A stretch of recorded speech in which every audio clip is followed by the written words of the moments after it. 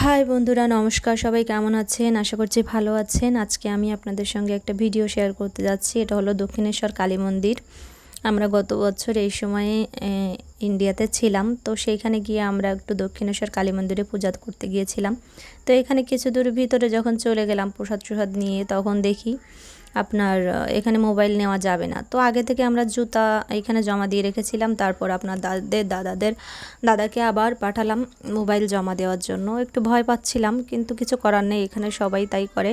তো এখান থেকে পুজো টুজা দিয়ে এসে আমরা এখানে একটু কচুরি খেয়ে নিচ্ছি, কারণ আমরা উপোস অবস্থায় গিয়েছিলাম, না খেয়ে গিয়েছিলাম। তারপরে খেয়ে এখানে অনেক ছবি তুললাম।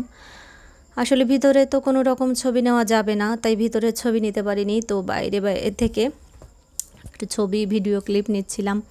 আর এখানে যে গঙ্গার ঘাটে এসে একটু আপনাদের দাদা একটু দাঁড়িয়ে ছবি তুলে নিচ্ছিল, তারপরে একটু ভিডিও ক্লিপও নিলাম।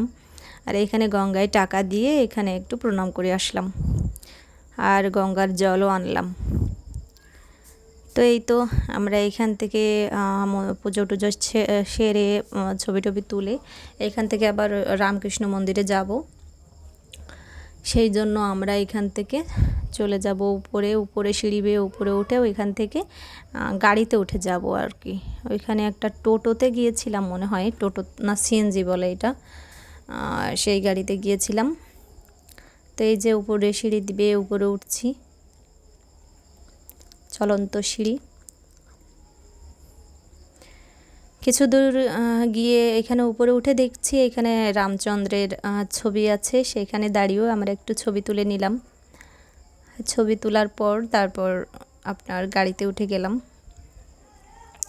যে হার্ডওয়ে ব্রিজটা আছে না, ওইখানে দক্ষিণেশ্বর কালী মন্দিরের পাশে ওই ব্রিজ পার হয়েই আমরা যাচ্ছিলাম। আসলে ওইখান থেকে লঞ্চে যাওয়া যায়, তো ওই টাইমে আমরা কোনো লঞ্চ পাচ্ছিলাম না, তাই আমরা গাড়িতে উঠে গেলাম। আর গিয়ে দেখি রামকৃষ্ণ মন্দিরের গেট বন্ধ। অনেকক্ষণ ওইখানে আমাদের টাইম কাটাতে হয়েছে, তারপর গেট খুলেছে।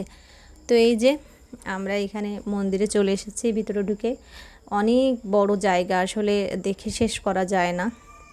ওইখানেও গঙ্গার পাড় আছে, তারপরে এত সুন্দর সুন্দর মন্দির, এত সুন্দর পরিবেশ এইখানে। আসলে এখানে গেলে মনটা একদম অন্যরকম হয়ে যায়। এখান থেকে আপনার আসতেই ইচ্ছা হবে না, যে এখানে গিয়েছেন আপনি, এখান থেকে আপনার আসতেই ইচ্ছা করবে না। তো আমরা ওইখানে গিয়ে অনেক ছবি টবি তুললাম, ঘুরে ফিরে দেখে তারপর ওইখান থেকে বেরিয়ে যাচ্ছি।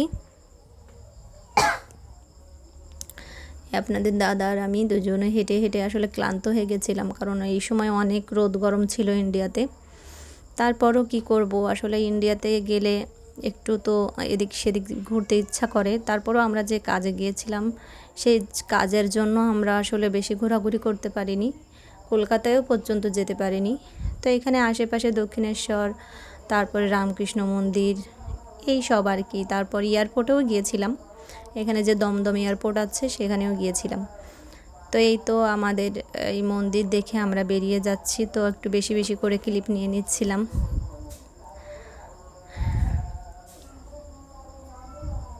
এখানে অনেক বিদেশি ট্যুরিস্ট আছে।